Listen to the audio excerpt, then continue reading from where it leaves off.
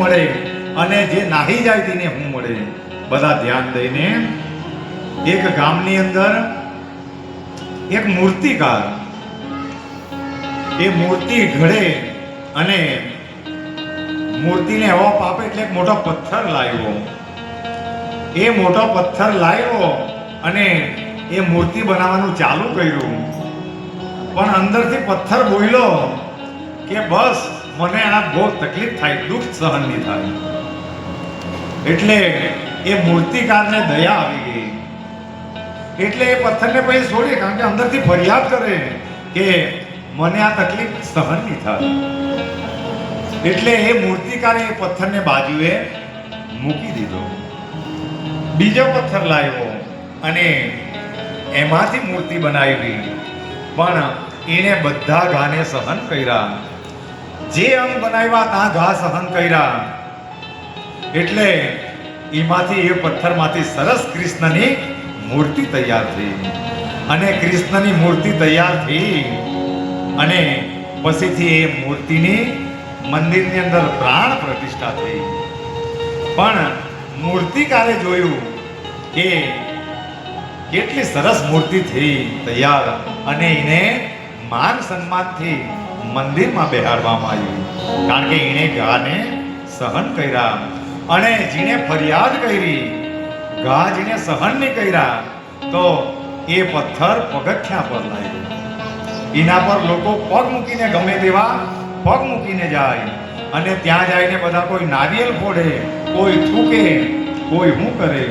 અને જેણે ઘા સહન કર્યા તે મૂર્તિના રૂપમાં પ્રસ્થાપિત થઈ અને ત્યાં બધા ભોગો ચડાવવા લાગ્યા, જાત જાતના સુખો મળવા લાગ્યા.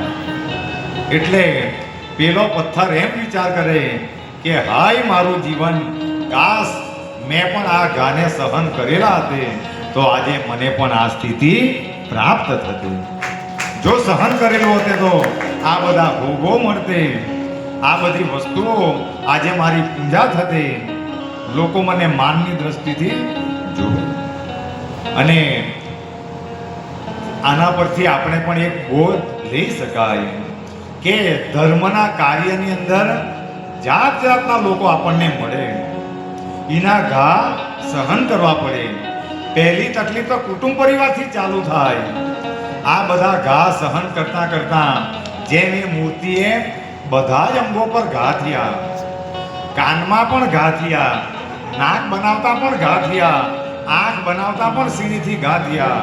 પણ એ પથ્થરે સહન કર્યું તો એ પૂંજાતો થઈ ગયો અને જેને નહીં સહન કર્યા તે બહાર ફેંકાઈ ગયો.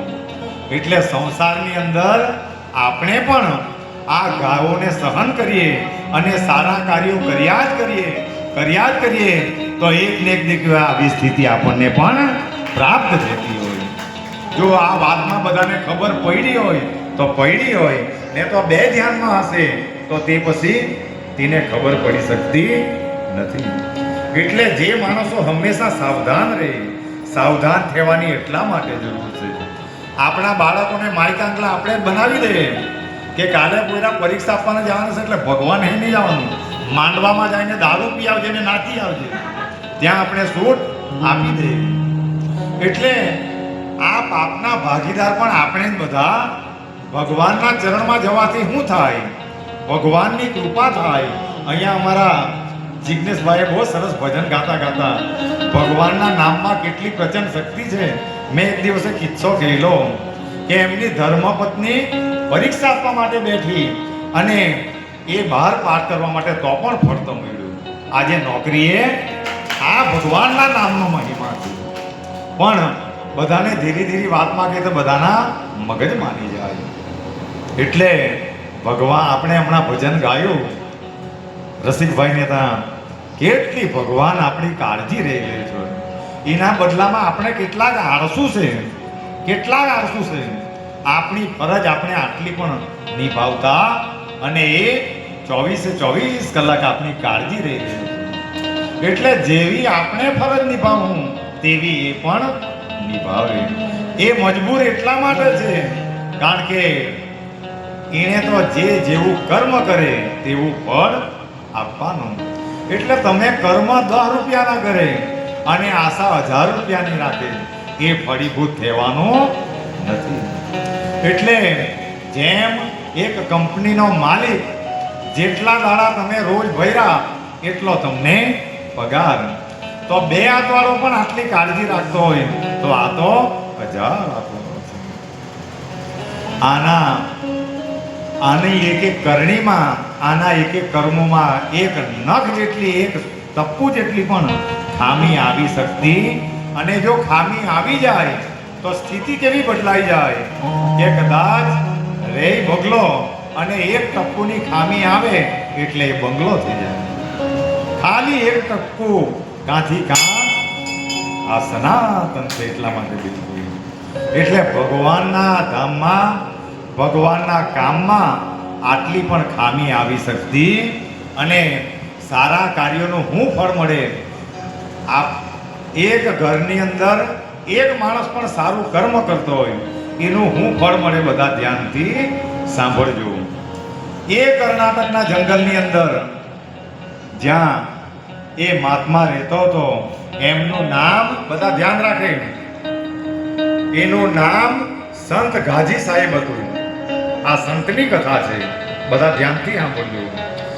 એ મુસલમાન સંત હતા અને એમનો એક ભક્ત કેરલાનો હતો.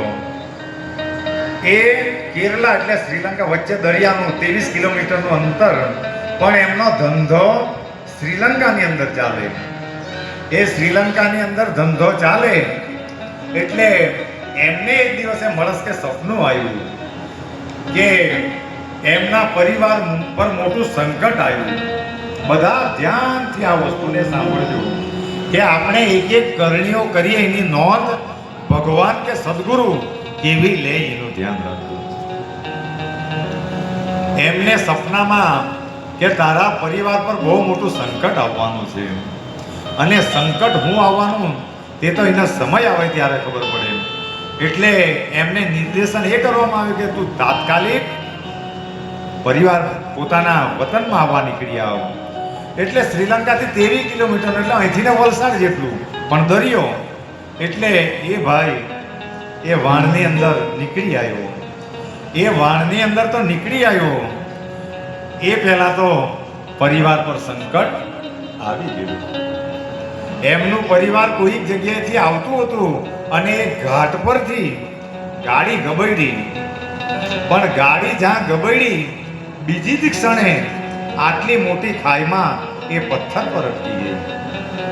એ પથ્થર પર બેઠી અટકી ગઈ એટલે આખું પરિવાર તાનું ત્યાં બચી ગયું.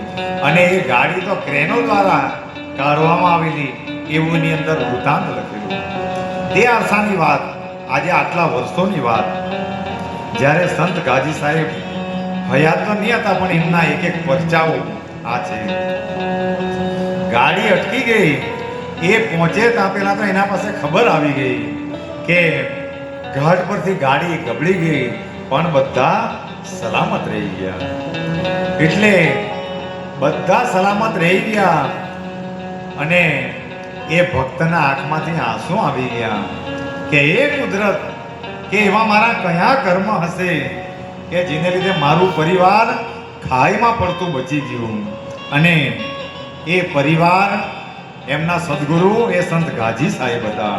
એમનો ઉપકાર માનવા માટે એ પરિવાર બીજી ગાડીમાં એ સંત ગાજી સાહેબ પાસે ગયું અને એમના ચરણોમાં પડી ગયું કે એ સદગુરુ રાયા, તમારી કૃપાથી અમારું આખું પરિવાર અમે બધા બચી ગયા. ત્યારે એમના ચરણમાં બેસીને એ સંત ગાજી સાહેબે એમ કહ્યું કે એમાં તો મેં પણ કૃપા નહીં કરી, મારી કૃપા તો પછી થાય, પણ તમને ભગવાને બચાવી એટલા માટે લીધા કે ત્યાં આયપ્પાના મંદિરમાં તમે સદાને માટે અન્નદાન કરે.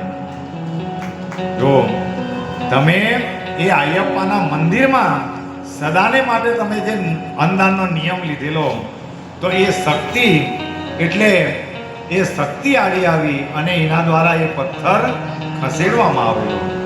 આયપ્પા એટલે જેમ આપણે જલાબાપા એવો જે આયપ્પા.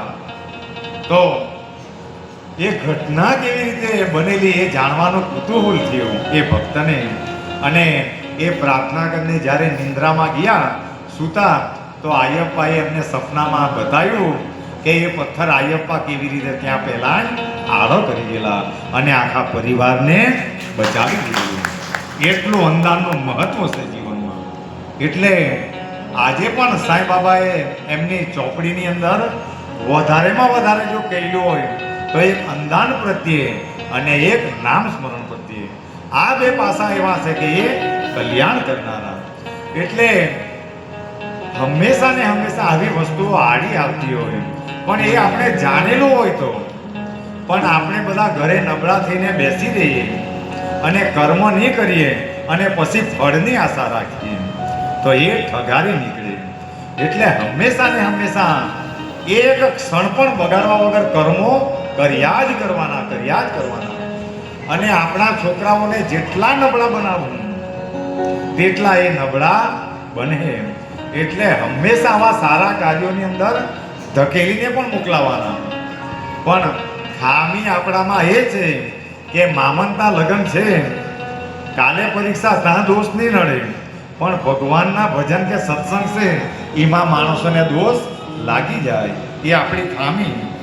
એટલે એ વસ્તુ બીજા જાણે કે નહીં જાણે, તમારા મનમાં હું ચાલી રહેલું છે એ ભગવાનને ખબર હોય. એટલે ભગવાનને તમારી બાહ્ય વસ્તુ હાથે લેવા દેવા, તમારા અંતર મનની પોકાર સાંભળવા વાળો એ હરિ છે. જો આપણે અહીંયા સદાવ્રત, હવે તો પાલખી કેટલી સરસ નીકળે. અને ગયા ગુરુવારે ભક્તો એમ કહી ગયા, એ અમેરિકાનો ભક્ત, કે એક સમય એવો આવશે કે પાલખીમાં અહીંયા દોરડા બાંધવા પડે, આ જોવા માટે દોરડાઓ બાંધવા પડે.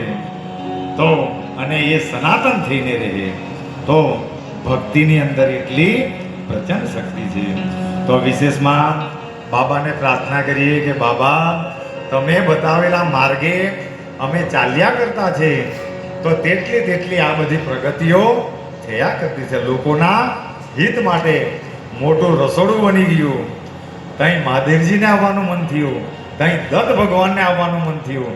અને જેમ જેમ આ કોઈ આ ફોટા કે એ નહીં આવે, આ બધા તીર્થો હવે અહીંયા આવે. દત્ત ભગવાન આવ્યા, આ તીર્થ આવ્યું. મહાદેવને